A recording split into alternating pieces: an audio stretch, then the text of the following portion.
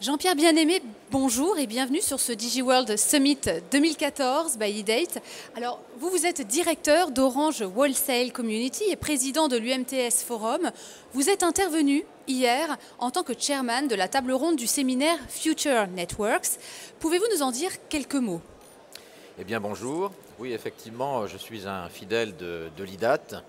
Et hier, à l'occasion du séminaire Future Networks, donc j'ai animé la première table ronde qui traitait de convergence fixe-mobile et plus particulièrement, est-ce que les réseaux mobiles haut débit, LTE, LTE Advanced pourraient se substituer ou compléter les réseaux fixes. Donc nous avions un panel à la fois composé d'opérateurs, de constructeurs et de nouveaux opérateurs Wi-Fi. Et ça a été l'occasion d'aborder d'abord un état de l'art des réseaux fixes, mobiles, à la fois sur le plan de la fibre, sur le plan du mobile haut débit, mais aussi de ce qui se fait en Wi-Fi et en small cell, donc en petites cellules.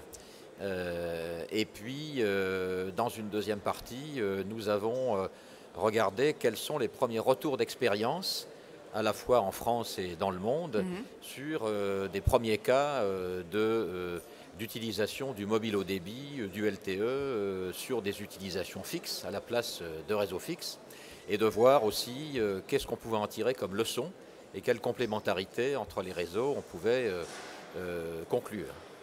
Et par rapport à ce thème donc, que vous avez abordé hier, le LTE Advanced, le haut débit mobile, peut-il se substituer au fixe? Et si oui, dans quel cas? Alors, disons que très schématiquement, on peut dire que sur les marchés développés, dans les pays développés, ce sera plutôt la convergence que la substitution, mais donc la convergence fixe-mobile plus que la substitution, mais dans certains cas, dans des territoires ruraux ou de montagne, ou ce que l'on appelle des zones blanches dans les pays développés, il pourrait être intéressant, et des expérimentations se font jour, de placer des accès au débit mobile, LTE, voire LTE Advanced, qui se substitueront au fixe, à la DSL, et avec plus de performance. Concernant les pays émergents, en développement, là, du fait, par exemple en Afrique, et nous connaissons bien ça dans le groupe Orange, donc nous sommes pas mal implantés sur ce continent, là où il y a une pénurie d'infrastructures fixes et où le mobile a pris un essor beaucoup plus important, à ce moment-là, la substitution d'accès fixe par le mobile et par le LTE se conçoit beaucoup plus.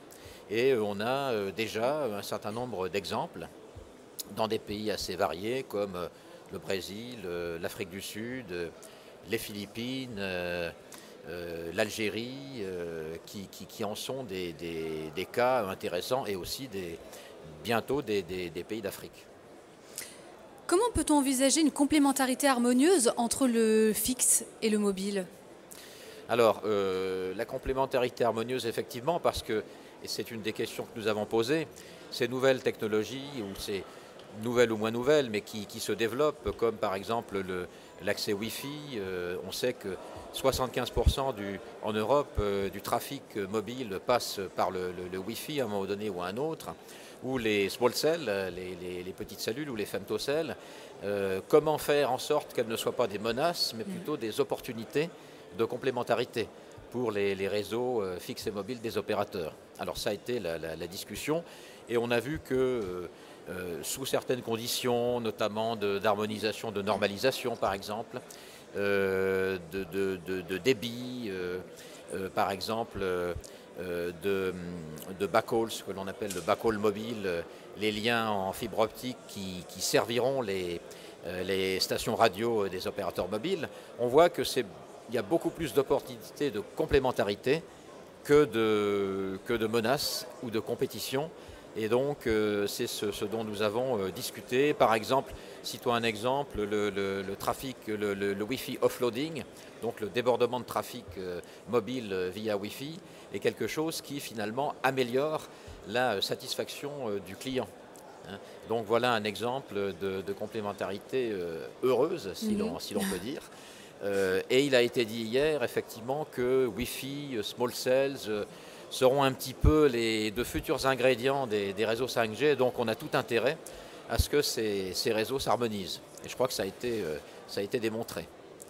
Et quelles sont actuellement les activités d'Orange sur le marché wholesale, puisque je crois que le wholesale devient le 3e marché d'Orange, si c'est bien ça? Effectivement. Alors juste un tout petit mot sur Orange pour dire que dans cette complémentarité fixe-mobile, nous avons 2 expérimentations importantes qui sont la ville de Palaiseau, donc la migration totale du cuivre vers la fibre optique, et où on peut déjà voir des retours d'expérience intéressants de la part des clients qui ont doublé leur trafic Internet et qui ont fait exploser leur trafic de vidéo on demand et de TV de rattrapage.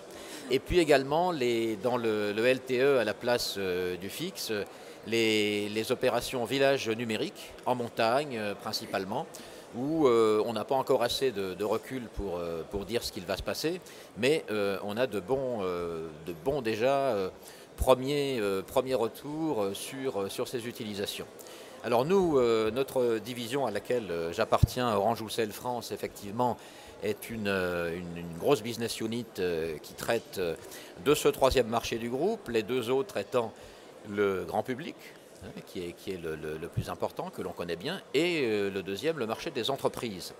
Et notre marché wholesale, vente aux opérateurs, fixe et mobile, il était un petit peu par obligation dans les premières années de l'ouverture des télécoms à la concurrence, et donc la mise à disposition du réseau du France Télécom de l'époque à tous les opérateurs qui ont commencé à naître. Eh bien, à présent, c'est un marché très important pour nous.